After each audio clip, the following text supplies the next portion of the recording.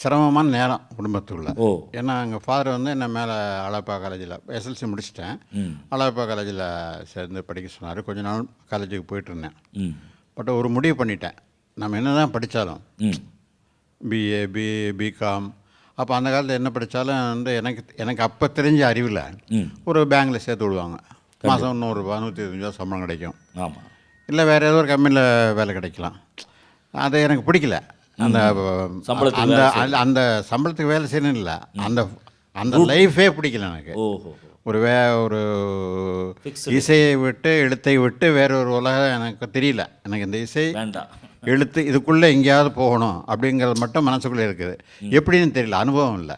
கண்டிப்பாக. அப்போ கவிஞரை பாப்புலர் ஆகலை, பெருசாக பாப்புலர் ஆகலை.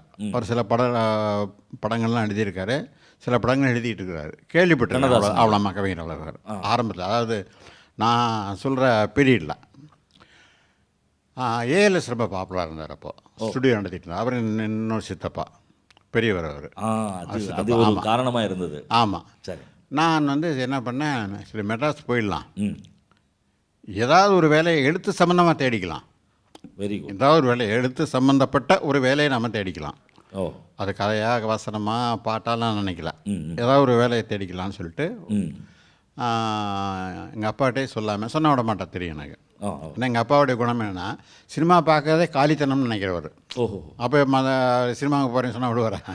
கண்டிப்பாக. அதனால் வந்து நான் ஒன்றும் சொல்லாமல் எங்கள் அம்மாட்ட ஒரு 10 ரூபா வாங்கிட்டு, அப்போ காரைக்குடியிலேருந்து மெட்ராஸுக்கு வர்றதுக்கு 7000 ரூபாய் டிக்கெட்டு, நல்லா ஞாபகம் இருக்குது, எடுத்துகிட்டு மெட்ராஸுக்கு வந்துட்டேன். சொல்லாமலே வந்துட்டேன். ஐயோ